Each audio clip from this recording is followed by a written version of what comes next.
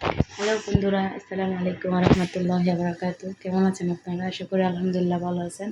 তো আমি আজকে রাতে কী রান্না করতেছি এগুলো নিয়ে চলে আসলাম আপনাদের সাথে শেয়ার করতে।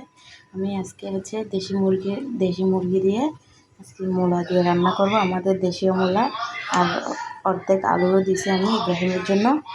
আমি এই মূলাগুলো বড় বড় টুকরা করে কাটে নিয়েছি। এদিকে আমি ব্লেন্ড করে আদা রসুন আর কিছুটা ওই সরষার দানা ব্লেন্ড করে নিলাম। টমেটো আর ধনিয়া পাতা কাঁচামরিচ নিয়েছি, আর এদিকে পেঁয়াজ কুচি নিয়ে নিলাম। আর এই আমগুলো আসলে অনেক মিষ্টি, তো এগুলো দিয়ে আমি আমের আচার করব, আপনাদের সাথে শেয়ার করব। তো এগুলো কাঁচা কাঁচা আম, এখনও ফাঁকে নাই, অনেক মিষ্টি, একদম কাঁচা অনেক মিষ্টি, খোসাসহ মানে খেলে অনেক মিষ্টি লাগছে আমার। তো ভাবলাম আমি আমের আচারও বানিয়ে রাখবো, আমের দিন চলে গেলে হয়তো আর আম খাওয়া হবে না, তাই তো গাছ সাথে থাকেন। আমি এখন তেলের মধ্যে পেঁয়াজগুলো দিয়ে দেবো, আস্তে আস্তে সব কষে ফেলবো। এখানে আমি মরিচ মশলাগুলো অ্যাড করে দিলাম, একটু পানি দিয়ে ভালো করে কষে ফেলবো।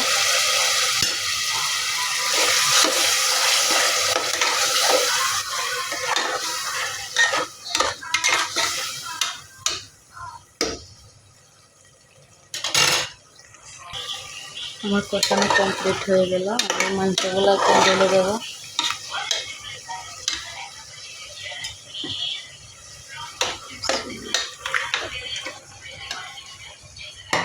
মাংসগুলো দিয়ে আমি এগুলো ভালো করে সিদ্ধ করে নেব, যেহেতু এগুলো দেশি মুরগি তাই একটু শক্ত টাইপের, অনেকক্ষণ সিদ্ধ করতে হয়।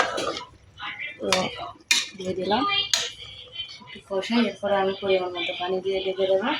আর এদিকে এই যে মূলা আর আলুগুলো আমি আপনার এগুলো নামানোর 10 মিনিট আগে দিলে এগুলো সিদ্ধ হয়ে যাবে। এগুলো এখন দিলে বেশি নরম হয়ে যাবে, বা খুঁজেও পাওয়া যাবে না, মাংসের সাথে মিলে যাবে। আমার মাংসগুলো কষানো হয়ে গেছে, আমি এখন ঢাকনাটা দিয়ে দেবো পরিমাণ মতো দিয়ে। আমি এখানে গরম পানি অ্যাড করতেছি।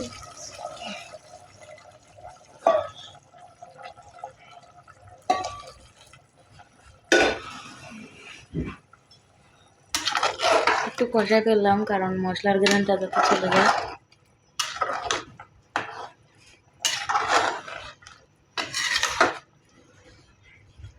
আমি প্রেসার কুকারে রান্না করতেছি,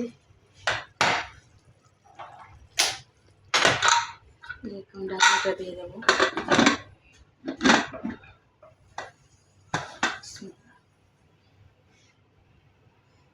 চেক করে দেখছি। চুলাটা অফ করে আমি ঢাকনাটা দিয়ে দিলাম। আর প্রেসার কুকার ইউজ করার সময় একটু সতর্ক থাকা দরকার, তাই আমি চুলাটা অফ করে এরপর আমি ঢাকনাটা দিয়ে দিয়েছি। আবার ভালো করে চেকও করতেছি কোনো আলাদা হয়ে থাকছে কিনা, কারণ বেশিরভাগ এগুলো এই দুর্ঘটনা ঘটতেছে, মানে যারা অনলাইন চালান হয়তো তারা জানেন। তো এগুলো যখন সিদ্ধ হয়ে যাবে আমি মূলা আর আলুগুলো দিয়ে দেবো। এই মূলা আর আলুগুলো টমেটো ধনে পাতা সবগুলো একসাথে দিয়ে দেবো। আমার মাংসগুলো সিদ্ধ হয়ে গেছে, আমি এখন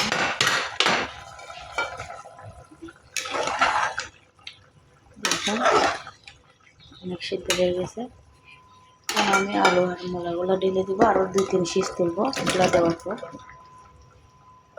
একদম সিদ্ধ হয়ে গেলে তারপর চুলাটা করে দেবো। মূলা দিয়ে দিচ্ছি, আমি এখন আবারও ঢেকে দেবো। মাংসগুলো রান্না করা হয়ে গেছে, আমি এখন উপর দিয়ে ধনে পাতাগুলো দিয়ে দিছি। মশলা দেখেন 3 শীষ দিছে, একদম আলুগুলো একদম গলে গেছে, আর মূলাগুলো মোটামুটি ঠিক আছে। তো আমাদের আজকের ডায়েটে থাকছে আমরা তো ভাত খাবো না ডিনারে, ডিম সিদ্ধ করতেছি। আর এদিকে শসার গাজর কাটে নিছি, টক দই নেব।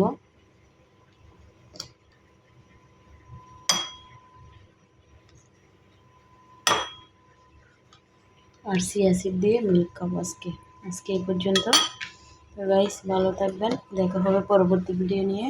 আজকে এই পর্যন্ত, ওকে, আল্লাহ হাফেজ, আসসালামু আলাইকুম।